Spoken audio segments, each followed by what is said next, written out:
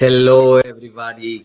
Thank you for being here. My name is Alejandro Martinez, Programming Director and General Coordinator for Montreal New Tech. I'm going to be your host today, along with my smiling colleague on the other side. Yes. Hello everyone. Donc bonjour à tous. Je m'appelle Gwendoline et je travaille pour Montréal New Tech en communication. Et je vous parle aujourd'hui, comme on le disait, pendant le jeu de Suède, parce que Montréal New Tech, c'est une organisation qui est vraiment axée sur la diversité et puis qui s'intéresse vraiment à l'international, autant dans les membres de son équipe que dans les événements qu'elle organise. Donc aujourd'hui, nous sommes réunis pour un événement qui s'appelle Creative Collision. Mais alors, qu'est-ce que c'est exactement Creative Collision? Parce que c'est pas le premier événement qu'on organise, c'est une nouvelle édition. Mais qu'est-ce que c'est exactement? Alejandro, est-ce que tu pourrais nous dire? Thank you for the question, Gwen. So something very interesting that people might have noticed. You are speaking French, I'm speaking English. So this is for you to know that this is a bilingual event. We are connecting. We are connecting the Quebec and Montreal and all of the Quebec with the rest of the country and with the rest of the world. That's why we are so international and diverse. So today is a very special day, Gwen. Today is a day full of activity related to innovation and related to one of the best practices to come innovation inside the company, which is open innovation. So the day is Open Innovation Day. Creative Collisions, it is a conference. It's not just an event. It is a conference that is meant to accomplish something and is part of this whole day. Creative Collisions is an initiative that it has as a mission to put together startup researchers and industry to come to solutions based on technology, solve problems of the humankind. Of course, we take advantage of this opportunity to create an atmosphere and conditions where those serendipity action may happen. And we invite also people and other organizations that support this innovation. So this is about today, and today is special also because we are joining our strengths and our forces to fight against the environmental change. We are focusing on the net zero objectives and how this is going to be affecting and how it's going to be key in the agricultural industry in Canada and how that can be tackled. Ouais, c'est vraiment un événement qui est important pour nous tous. Je suis vraiment contente de pouvoir collaborer avec toi pour cette journée, cette conférence. Mais j'ai vraiment hâte aussi de rencontrer et d'écouter tous nos invités. Mais avant que l'on passe sur la présentation de cette conférence et la première partie, je voudrais dire à tous ceux qui nous ont rejoints maintenant sur les réseaux sociaux qui sont avec nous grâce à Facebook Live ou LinkedIn Live. D'abord, bienvenue. Nous sommes vraiment contents de vous avoir parmi nous. Mais sachez que la première partie qui va arriver et qui sera diffusée live sur les réseaux sociaux n'est que la première partie de cette conférence, puisqu'elle se déroule en deux parties. La deuxième se passera dans des sessions séparées. Ces sessions sont accessibles sur Hopin. Hopin, c'est la plateforme que nous utilisons. Et si vous n'êtes pas déjà dessus, je vous invite à nous rejoindre dès maintenant. L'inscription est dans la description de l'événement qui est associé au post du live. Donc, n'hésitez pas à venir nous rejoindre sur Hopin. Comme ça, vous aurez accès à toutes ces sessions qui se déroulent en même temps. Donc, vous pourrez choisir la session qui vous intéresse le plus, la rejoindre, interagir, poser vos questions. Et c'est donc la partie aussi très intéressante de notre événement, interagir. Donc, venez avec nous, rejoignez-nous sur Hopin. Donc, voilà. The Creative Collisions Conference is divided in three sections. The first one is the panel discussion. Then after we have 4 different breakout sessions, and we end with networking. The first part, which is the panel, is being streamed all over social media, LinkedIn, Facebook, and others. For those people who are following us, for those friends who are following us on social media, please take in consideration that the best of your experience, you will have it on Hopin, because then the breakout sessions, they won't be streamed on social media. Those are going to happen only on Hopin. So if you want to enjoy the full experience and know what are the industry challenges that are going to be tackled today and the technologies that are being presented by the startups and the researchers, then just go to Hopin. I think that the link is in the description. that is happening just here on the lower part of the screen. They just need to click and join us there for the second part. So this is also a good time, to thank our collaborators, our financial partners.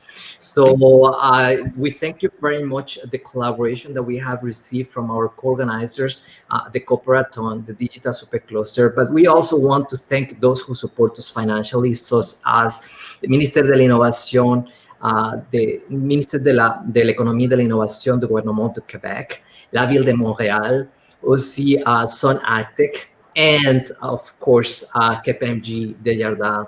And remind me, am I missing someone? Donc, je pense que nous avons tout le monde, mais... But we have also our community partners, right? That's been bien sûr, oui.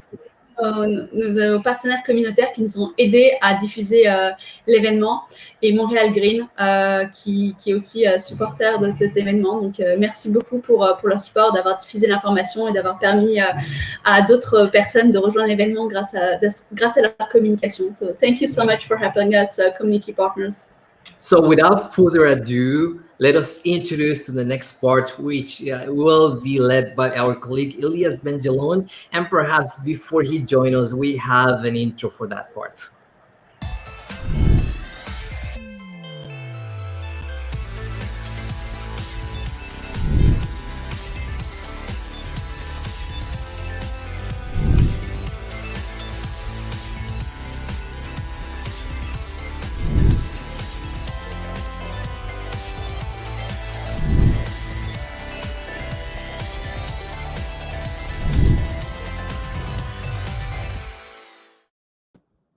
Hello. So I'm starting on my own. I thought my wonderful colleague Alejandro and Gwen would be here with us to chit-chat a bit, but I know that the people in the background are keeping a tight timing on the timing of this conference. So welcome everyone. Good afternoon. My name is Elias Benjeloun. I'm part of Montreal New Tech as well as the Desjardins Up Innovation Lab.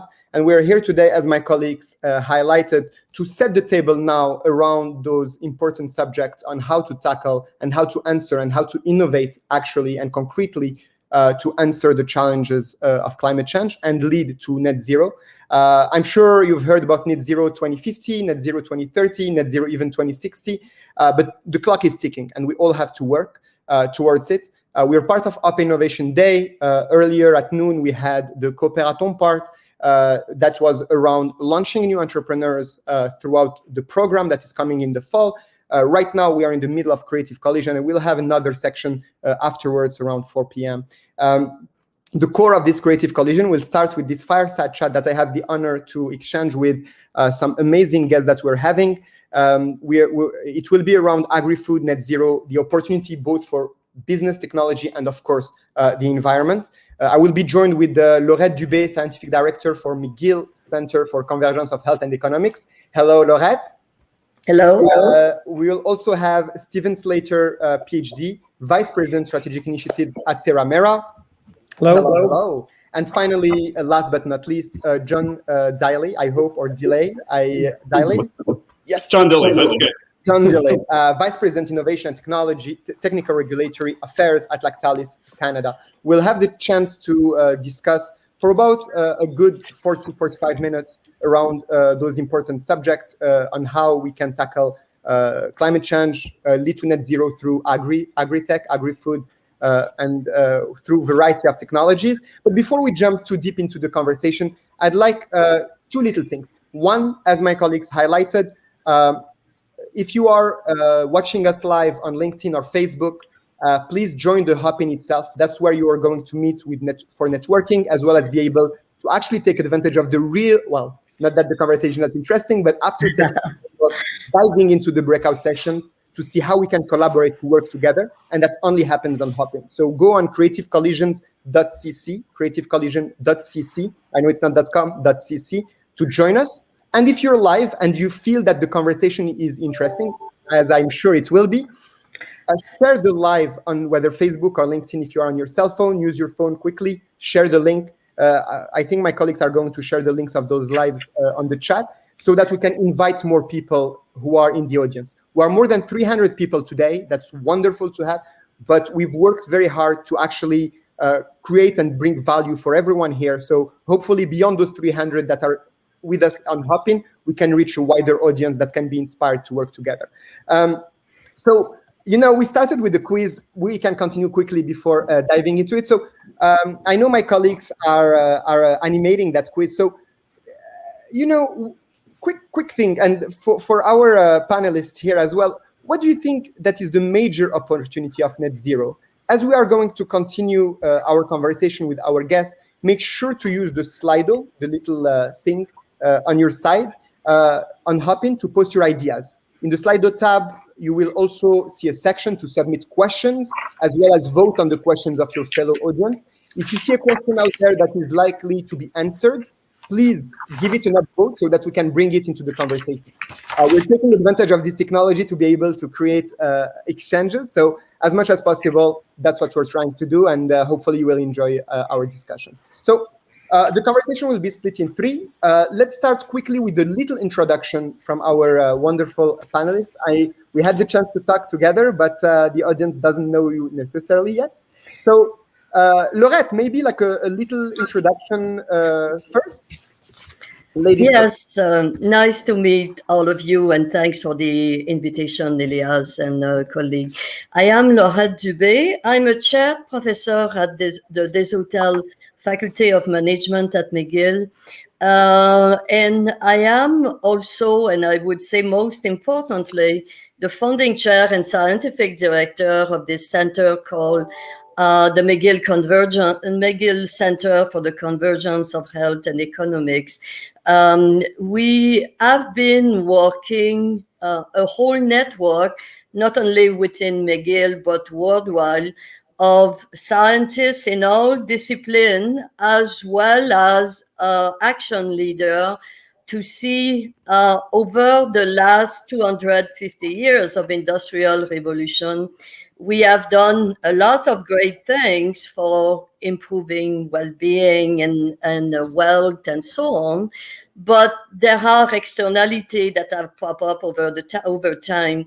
And if we are to address this, we need to capitalize on what has made the strength of this last 215 years, which is capitalizing on innovation, entrepreneurship, but at the same time, as we work because those challenges are complex, net zero, the last 250 years are 1 second in the 24 hours of the evolution of mankind. So we are better work together at policy level, individual, and so on, if we are to achieve this target. So over the years, we have worked in creating various what we call convergence innovation platforms ecosystem that I will be coming back after. I do believe that the challenge is real for net zero by 2050, but we don't have that much choice, and I think it is possible. And COVID-19, with all the digital transformation of science and society, may have a silver lining in accelerating innovation, not just in agriculture and food, but also in digital support to this and the transformation of everyday lives. So that's my short introductory comment, Elias. Absolutely. And I love how you went from introduction to actually talking about this imperative and the potential collaboration. So we're like keeping it organic. And I will jump to John. Can you give us like a little introduction and maybe talk about the kind of like greatest challenges that are in the way of moving towards net zero?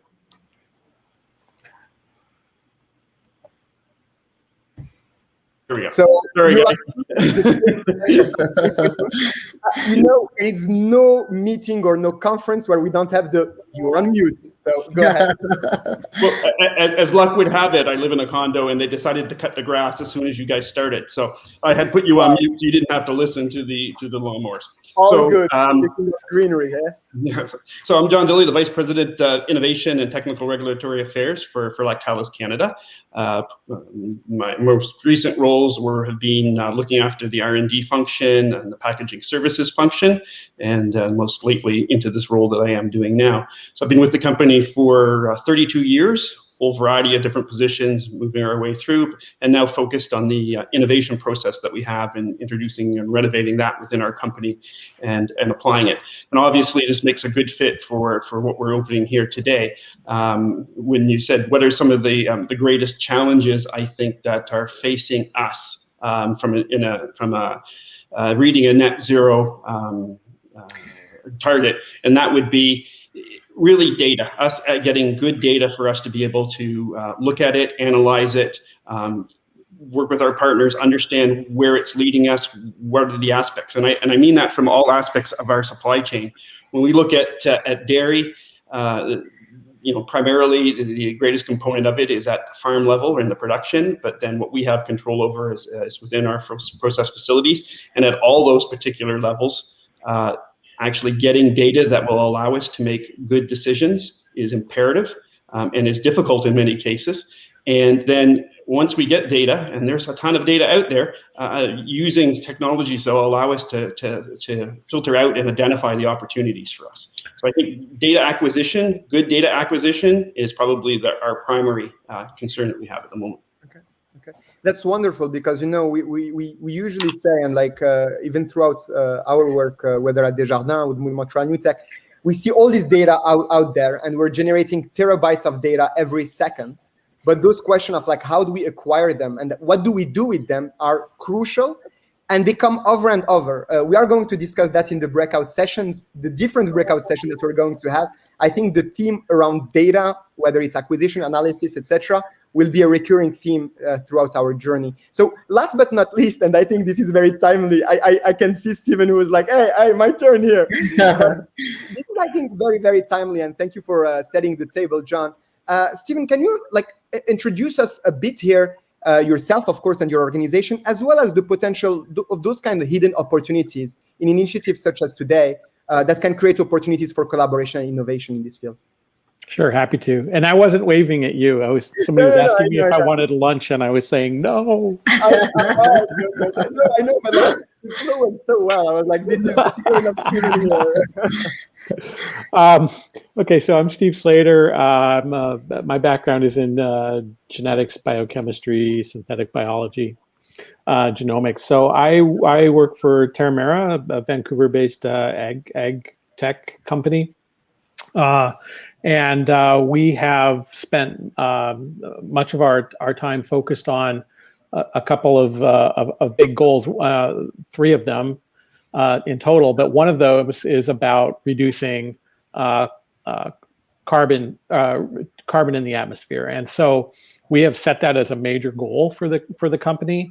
It's something on which we are working now, in particular, on technology for being able to measure the amount of carbon in the soil remotely, because the whole process of measuring the amount of carbon in the soil is right now quite tedious and expensive, and it's actually created a financial bottleneck in the markets. And so we're quite focused on trying to help solve that problem as one of the many things that we work on. In terms of the opportunities that come from a meeting like this for collaboration, I always tell my back when I was a professor and now working with others, I always tell people that what you want to do is live at the middle of a Venn diagram, and with all of the other pieces, all of those components coming in, you want to be right at the middle, and that means being able to converse with and identify the critical people in many, many different fields of study. I'm a big believer that nothing great ever gets accomplished by individuals. It's really teams that come together to create a new vision and look at a big problem from many different angles is the key thing that leads to real innovation. And so the thing that I love about meetings like this is they're designed to create that sort of interaction and generate the discussions that lead to collaborations that lead to innovation in big problems. And I think we're all very clear that reducing atmospheric carbon is one of the big problems. It's, I think, the challenge of our time. Absolutely. And I hope that these kind of conferences, or I like how you're calling this a meeting, because at the end of the day, it's meeting people with ideas from different backgrounds, and a bit in this kind of like Venn diagram, making those creative collisions actually happen. I hope that it will inspire those kind of collaboration and dive deeper during the breakout session that are happening later on. But you talked about the Venn diagram, and Laurette, I think the name in itself is the convergence between health and economics. And I think your role is this kind of like space and time and glue between two converging and crucial challenges and opportunities at the same time. So what is your reading on those kind of like opportunities, and what is your work in that regard? Yeah, just to build upon what Steve and John have been talking about, and taking agriculture as the entry point for this transformation, whether it is in developing country or here in Manitoba, agriculture is a key entry point to reach net zero, not just in agriculture, but also in society. And you get various outcomes from agricultural product, but I will talk about food, which is, as mankind, we need. It's the essence of life and health and so on. And if you are to innovate, a company like John, for instance, we have been working with Lactalis for a long time. And what does it mean innovating at what I call this convergent sweet spot? Means that the food you put on the market has to be what consumers want. That's what we have been doing on the commercial side forever.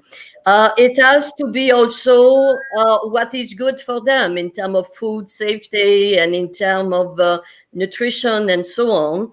It has to be at a price that someone is able and willing to pay. It has to be something that at the aggregate the planet can sustain.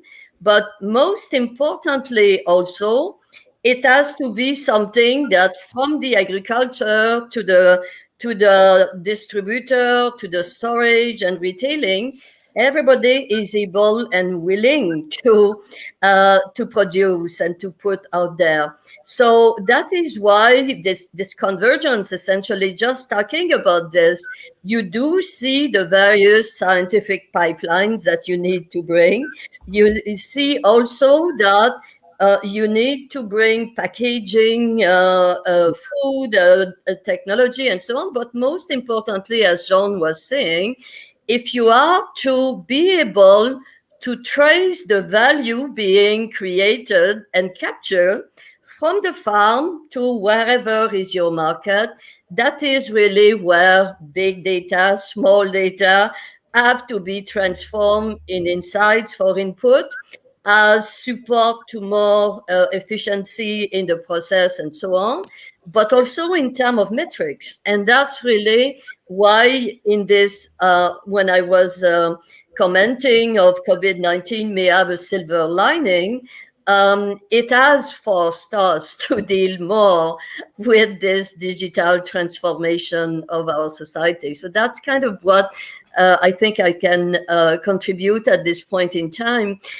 So that gives all those opportunity to do all those pipeline, but there has to be kind of a platform, whether those platforms are digital or policy or information, and saying, how can I do in my day job as entrepreneur or innovation or policy maker or person, consumer, citizen, and so on? What is it that I can do in my day job to both collaborate and create value for others and for myself? And that's really what this convergence concept is about. It's 15 years, and I think in the agri-food sector, I will talk a bit later of the work we do with the plant-based industry, Canada supercluster. This is really where the science, the disciplinary pipeline of science need to be complemented by this convergence of convergent science that I call this, but most importantly, more reciprocity between real world and what we do, and make this kind of collision, as you would call it, the everyday life of everyone, and create immediate and value for everyone. And that's why those net zero 2015, 2030, 2050, what they have been doing is bringing a bit more immediacy to all of the above, vis-a-vis kind of save the planet type of general message that was there before. Yeah. So exactly, and I think like what you're bringing here around like meeting and or colliding between the real world and the scientific world. Not that the scientific world is not necessarily real, but meaning business in a way. I think I'll jump to John here. Concretely, what regarding innovation within your organization towards getting to net zero, what is the plan of action you're taking to answer those great environmental challenges ahead of us? Well, first of all, it was really getting us to start assigning the resources to this, recognizing the priority of it, and we have been able to do that. So now we're starting, and we've assigned resources to take a look at it and really establish our baseline. And that's what we've been doing over the last little while, establishing our baseline, trying to say where are we, and then what targets can we meet to try and impact us and brings us to net zero. With most of the things that are within our control fall within our plant, and within our facilities, we have started to look at optimizing more efficiency for energy production. So there's a lot of infrastructure replacement that we've been doing. The dairy industry has not had a lot of investment over the number of years. You can probably count on your hand the number of dairy plants built in the country in the last 30 years. So infrastructure replacement and bringing itself up to speed to look at it with interesting new technologies, and not only that. So we've been doing that primarily from an energy perspective, looking at renewable energies. You may have seen publicized our solar wall in Victoriaville, where we look at solar energy as a means to try and offset some of the energy usage that we have within our plant. So those types of activities that we're certainly doing. The other thing is we're trying to capture our waste streams and take some of those things. We produce 40 million liters of whey permeate or milk permeate at the end of the year that we need to be able to deal with. And there's got to be value that we can find in that from an energy perspective, from a carbon recovery perspective. So some of those are some of the things that we're investigating and looking at to try and reduce that. We're also working with all our partners in the supply chain through the whole supply chain. So producers, of course, are really the major component of the carbon CO2 emissions within the industry, and we're looking to partner with them on as many fronts as possible. Even today, as we look here today, and the suggestions that we're bringing today is so that we can go and work with our partners in this with something in hand, with a point that we can talk to them about suggestions. So coming up with ideas that could help from farm level all the way through to retail. So we're looking at all sorts of levels. We can look at it from a regulatory perspective, where we could say that most cheese is stable at 7 degrees C. We age it at higher temperatures, and once we put it in a package, it has to be stored at 4. But you can imagine the savings from an energy perspective and a CO2 emission perspective if we could say you could store cheese at 7 degrees C like in the UK, and not at 4 degrees like we say here in Canada. So there's all sorts of things that we're working from a regulatory perspective all the way through to farm production. Yeah. So I'll follow that up. You spoke about a lot that you folks are doing operationally to meet this challenge and reduce the impact of your organization, the environmental impact of your organization. We are doing that as well, in particular following up on the changes that we've seen during COVID in terms of remote work. And really, we've downsized our offices, so there's a big piece of footprint that we're no longer having to deal with to heat and cool a big chunk of offices, because we now are planning on being in the office part-time. We run a lot of laboratories, so there's certain things you can't do from home, but for those of us who can work from home, we're doing more of that. But then on the technology space, we are very focused on trying to make the entire business of sequestering soil carbon, at least in our case, focusing on the soil carbon aspect, more efficient from a market-driven point of view, and then also more efficient from from a practical point of view? Are there new techniques and processes that can be added to a farmer's repertoire in order to increase the amount of soil carbon that's fixed? And then, in addition, getting the measurement of soil carbon down, the cost of measurement of soil carbon down to a point where we really can collect all of that data that was discussed earlier on a very consistent and broad-based time frame, so that we're not simply taking a few samples across every hectare. We can sample intensively across an entire farm, and then across many farms and across whole provinces.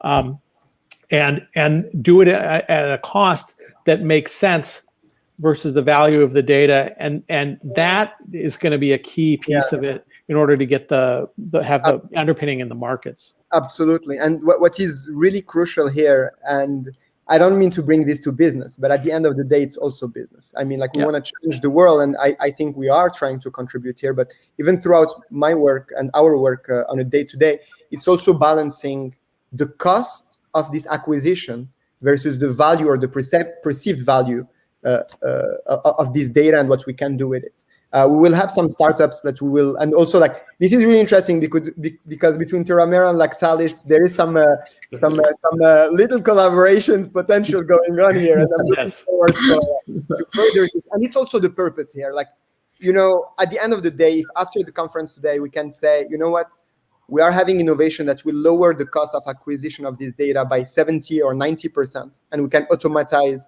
to get more value from this data by X-fold, then we are there. So Laurette, maybe in like 2-3 minutes, can you give us maybe a concrete example? You know, you were talking about superclusters.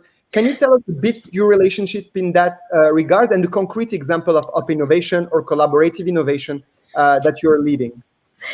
Yes, in fact, and I will, it's not formally announced yet, but I think I can informally talk about an upcoming projects that will be a consortium between two universities, the PIC supercluster, a digital partner that we have been working already here in Quebec, that provide the ability to connect the enterprise. Okay, connect the enterprise so that you accelerate and the frequency of the collision and information between the local food and beverage company, as well as the more the larger side and the global, and along the whole chain of retailing and so on. So this project is to connect. It's in partnership with the Food and Beverage Association across Canada of the food and beverage industry, and to accelerate, to make this connection across Canada among the enterprise, so that you can get, with some circularity function, you can get more access to market and so on, and get into better use, such as co-packing and things like that. That is one example. The other one, projects that we are developing, but that is really in continuity of 10 years working with the pulse industry, where we launched the first global convergence platform in 2016 with the pulse sector. It was we worked with them to get the UN declared 2016 the year of pulse, and I'm talking about here the Farmer Association. But at the same time, you need to work with getting those pulses that are very good quality for carbon capture, as well as for nutrition and so on. And Canada produced one of the most valuable pulses in the planet for all this environmental perspective.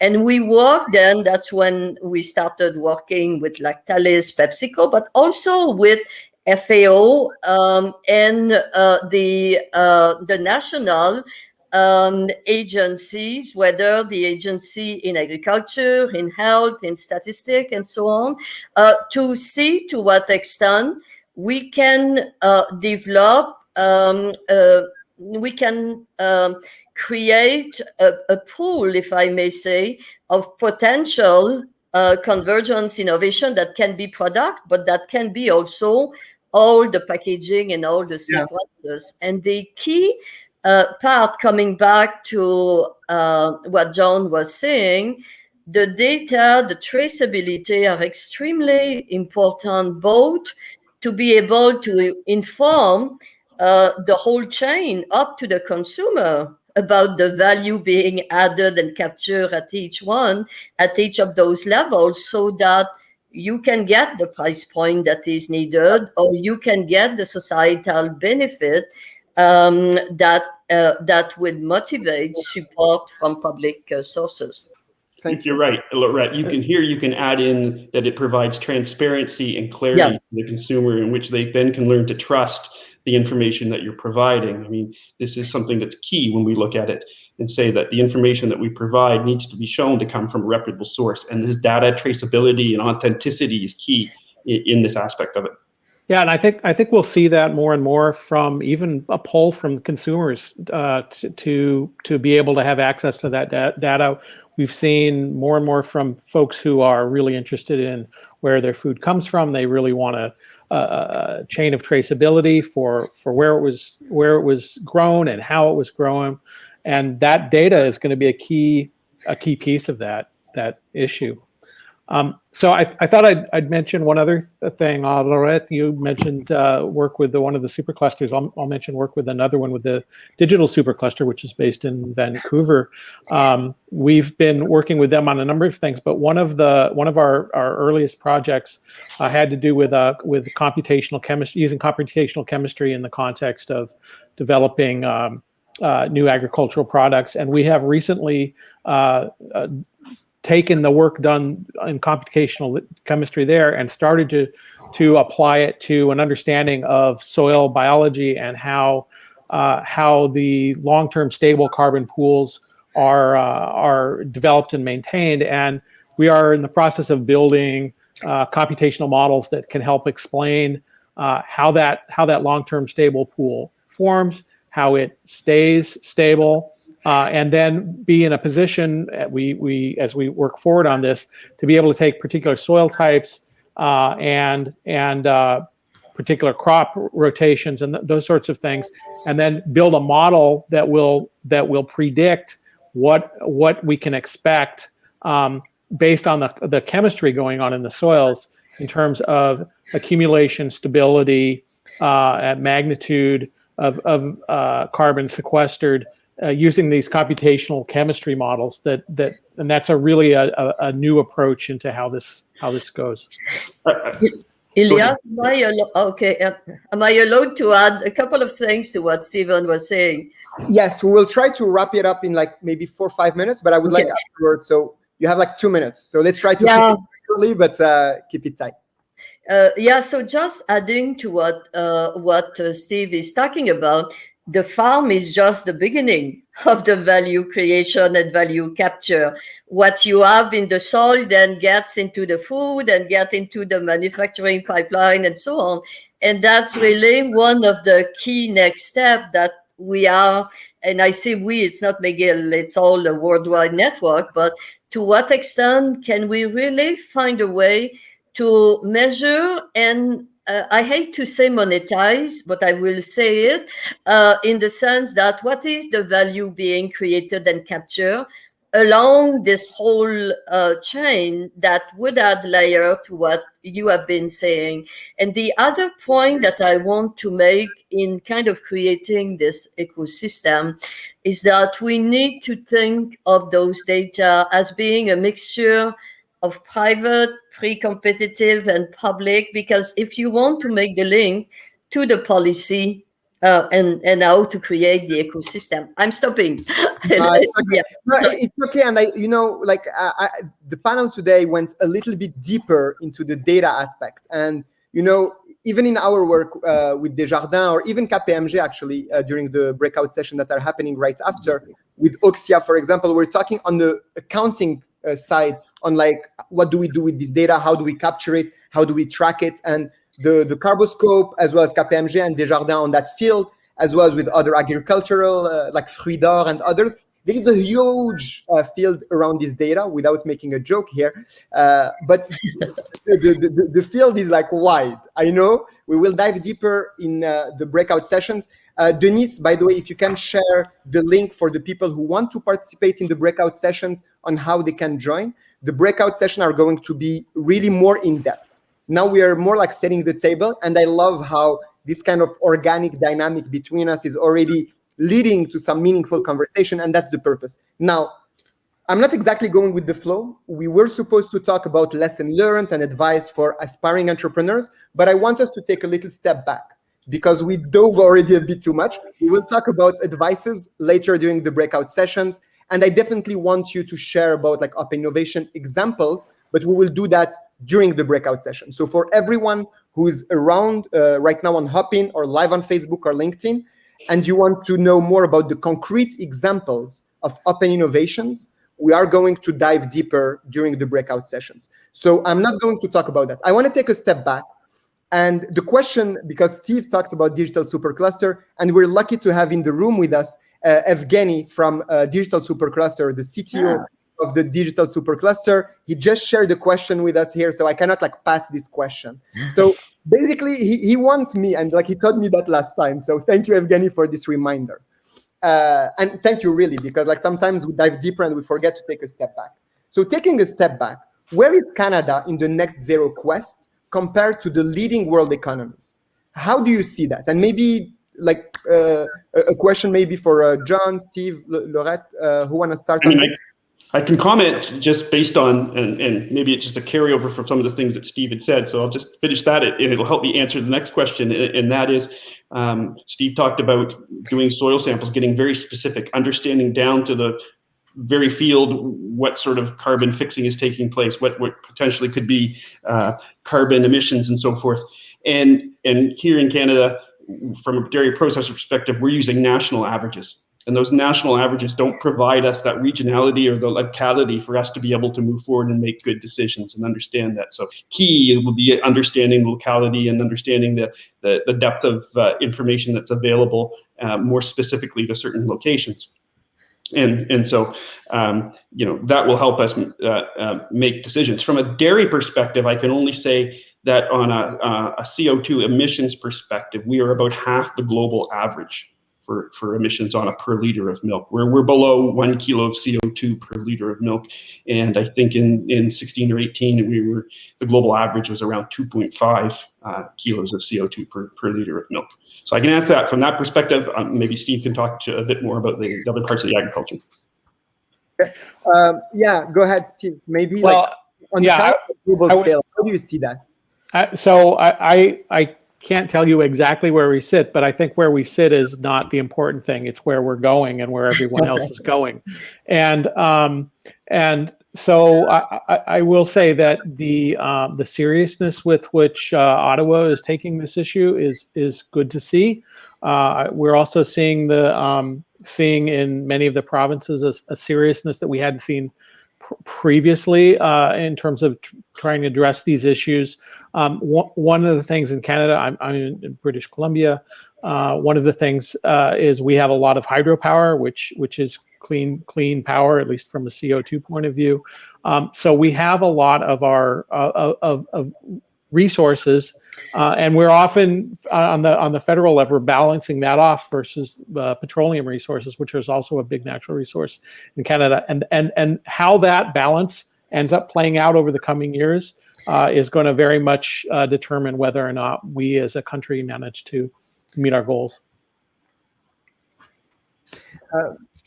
So I don't know if we have more questions, maybe taking one last question from the audience.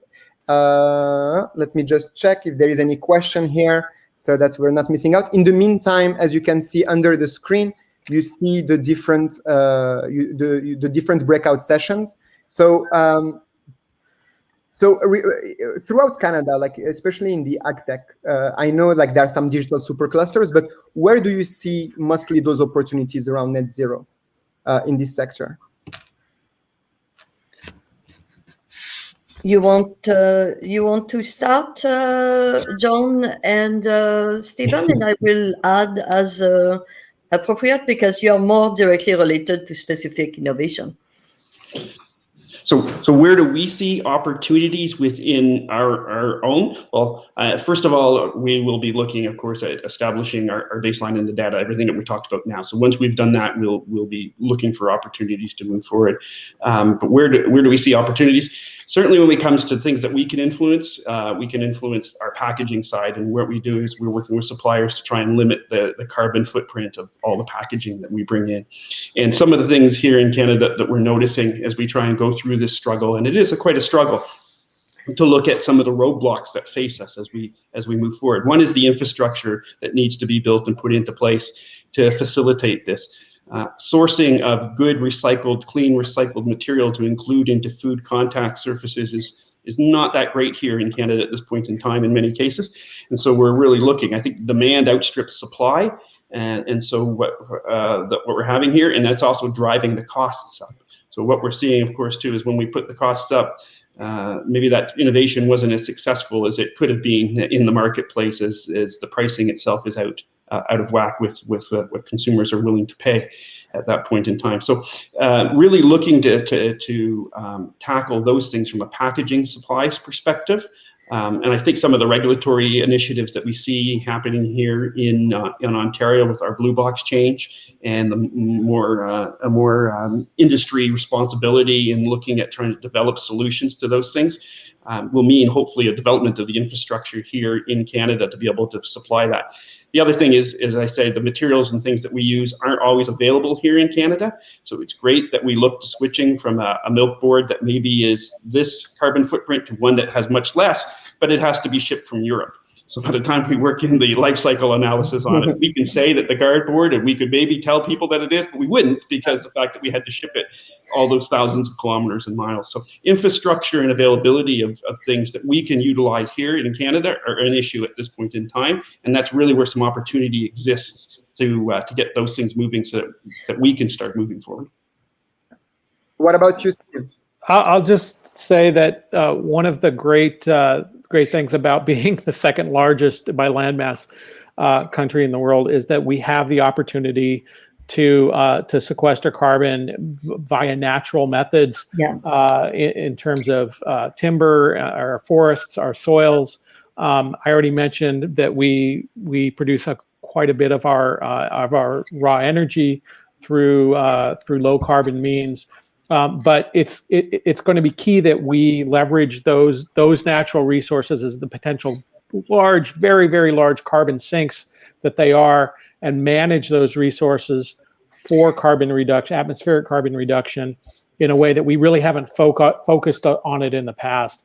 And figuring out what the financial models are that will incentivize that is really key. Both for landowners, land managers, in terms of making sure that the carbon markets function, that there's confidence on the part of both buyers and sellers that the work that is being paid for is getting done, and then also, working in addition with management of crown lands and other private lands that where timber is being grown, and the perhaps extending the length of the cycle. Those sorts of things all are going to be important. Wonderful. If I may add, building upon what Steve and John have been talking about, is that effectively we have rich natural pool to innovate from. That's one thing. We also have a lot of green technology, or the actual technological capacity that come from R&D, whether it's academic and science, and that's a very important part. But the 2 points that I want to make is technology per se does not lead you to net zero at the ecosystem level, and it doesn't lead you to any societal outcome if you don't build the supply and demand for not just the technology, but this new way of doing science and business. And that's really this notion. We think of the whole of government and the public policy and all this. And yes, it may be regulatory and so on, but creating that type of intellectual and digital architecture is extremely important. And that's why Eugenie is here on the digital supercluster. We work with the plant-based protein and so on. But the idea is really to see, can we look at what is happening at the community, local, and progressively moving to region, states, province, and so on, but being aware that we innovate at all of those levels, including the ecosystem, if we are to achieve this net zero with any significant probability. Absolutely. Well, thank you, Laurette. I love how you're wrapping up the discussion with kind of forward-looking. And I think you're absolutely right. And I loved how the flow of the conversation went. And we dove into some really important subjects, whether it's on the architecture itself and very important engineer-driven challenges to be tackled, as well as the opportunities where they're because of the landmass, but also because of our brains and talent. Because let's not forget that one of the key natural resources are the brains, and I do believe that, and we're lucky, Canada is also known for AI, and we talked about data. Data pipelines, AI. We have a variety of players who are in the rooms today, and Laurette, you talked about Evgeny again, and I think he's going to get quite the show later on, because we're having the breakout session with him. Okay. So you can stay with us, whether you are here on I know we are on the StreamYard platform, but we can join on Hopin. To join on Hopin and enjoy and participate in the breakout sessions, it's on creativecollisions.cc, or just join one of the social media of Montreal New Tech and click on one of those links. But it's important that we have 4 breakout sessions now to actually dive into the subject. Unfortunately, obviously I would have loved to keep going with you, because the discussion was super in-depth, and I saw so many paths to explore and to actually collaborate, but we will continue that. And, we talked about manufacturing serendipity and opportunities, and I think Steve talked about this kind of space at the diagram Venn.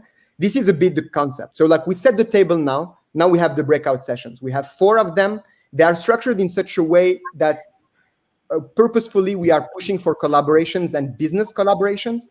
I think my colleagues Alejandro and Gwen, who are joining in a minute, we'll talk about them in detail, so stay put on this.